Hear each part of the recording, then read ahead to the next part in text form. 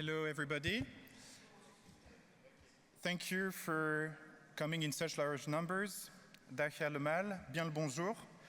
This is the 4th edition of the FARI conference. This is kind of barely believable. 4 years ago, we were just 4 people working at FARI in a small office above the central station of Brussels. And someone, I don't know who, and I will not blame someone, had the genius idea of suggesting, let's organize a big conference. It was COVID time. We were 1 day in the office, 4 days at home. You can admire the sense of timing, the delusional tendencies, and the desperate need to meet people. And these were times where, of course, we were working a lot on digital questions while working from home, and it felt kind of isolating. Time has passed. The different AI waves have given us some thrill, and to me, some gray hair. And as I can see, the letters of my speeches are now printed even bigger, so we are kind of tired. But the mission of FARI remains at core, connecting researchers, universities to local organizations on our topics, AI, data, and robotics.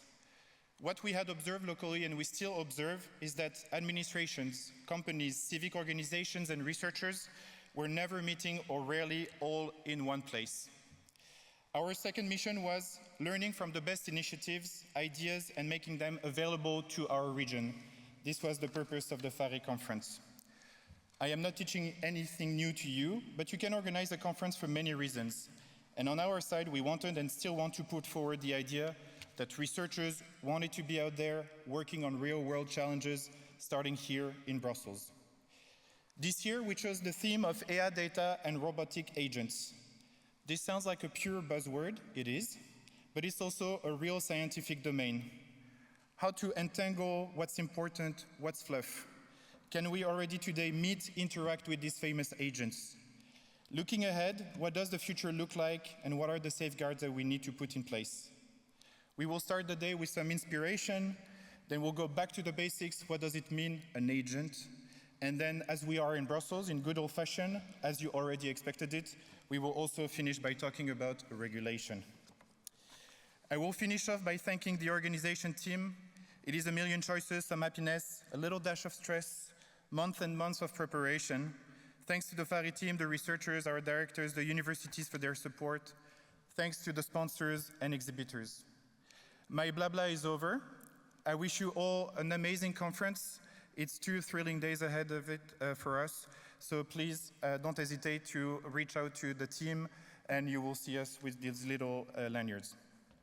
Now, it is my pleasure to welcome someone who has been very critical for us, Marius Gilbert, Vice-Rector for Research and Innovation at the Vrije Universiteit Brussel, Université libre de Bruxelles. He's a prominent figure of spatial epidemiology and has been pushing a lot Université libre de Bruxelles and Brussels on the topic of research with the social common good. Marius, the floor is yours.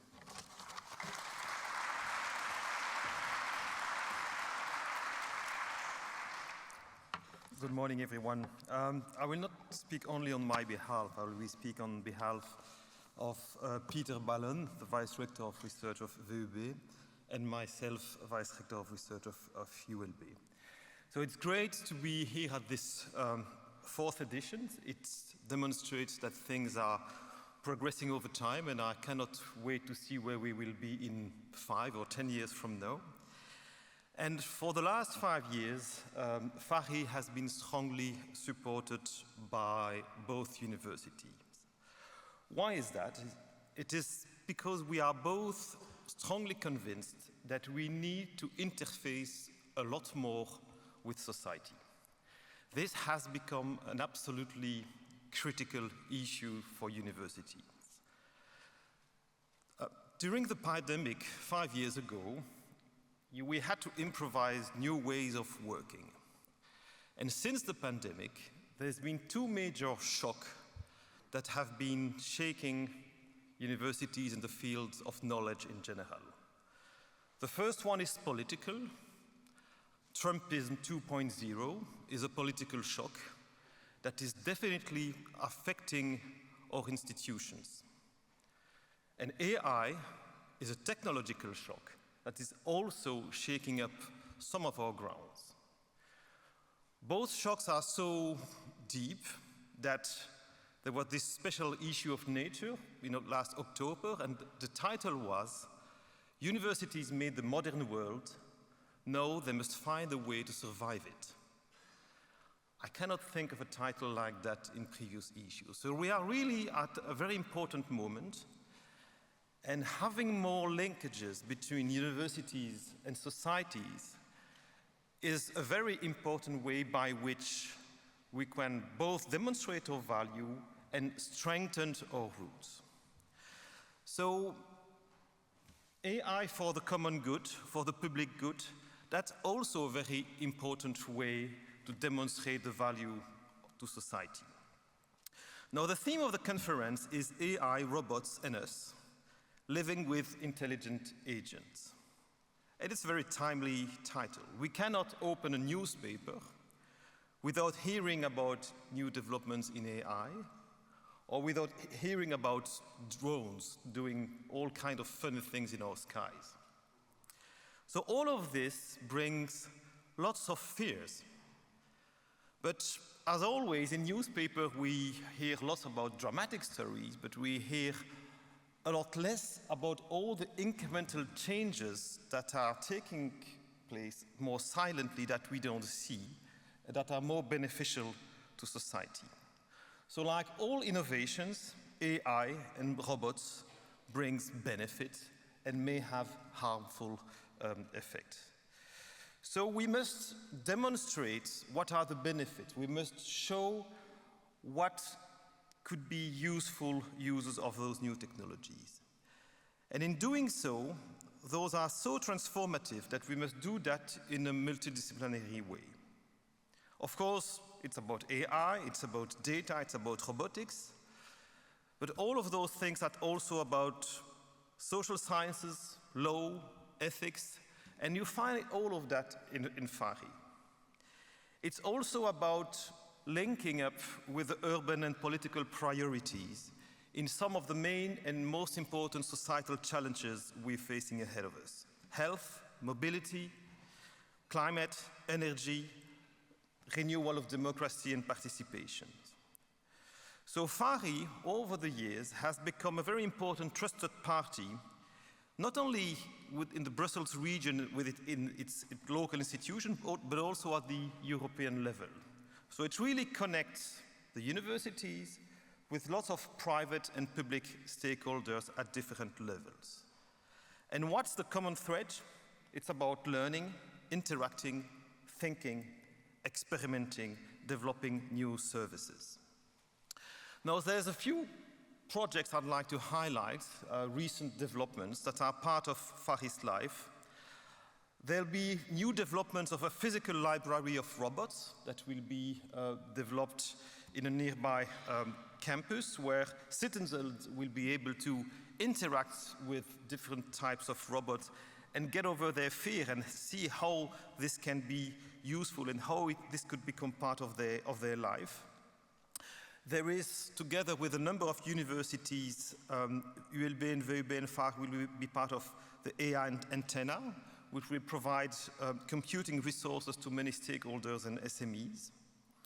And finally, the internationalization of FARI is on a very good way, because it partnered with the AI and Society Lab from the Alexander von Humboldt Institute for Internet and Society to develop the public interest AI network. And many institutions such as the MILA in Canada and RIKEN in Japan have expressed interest in joining this network. So all of that looks extremely promising, and I'm trustful that the 2 days of meetings here will be absolutely fantastic, and I wish you excellent exchanges and interactive discussions. Thank you.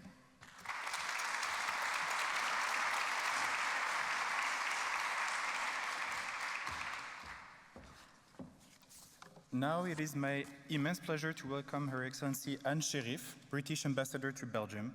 She was appointed to Majesty's Ambassador to the Kingdom of Belgium in 2024. Anne has previously served in Paris as Interim Deputy Trade Commissioner for Europe, where she was responsible for supporting British business, trade and investment interests in France and in Dublin as economic and global issues. please.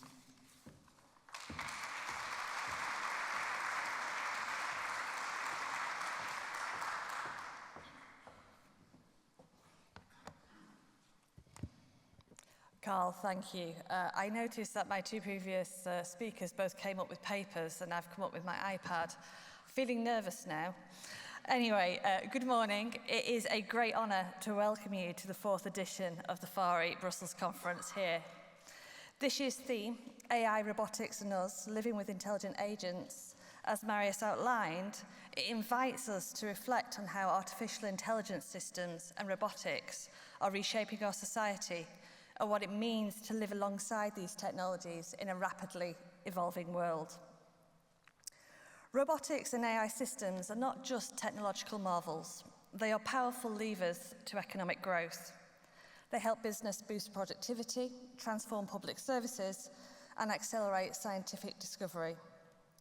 Robots can take the dull, dirty, and dangerous tasks enabling humans to focus on higher skilled, creative, and better paid work. From autonomous vehicles to robotic surgery, these innovations are already solving pressing societal challenges.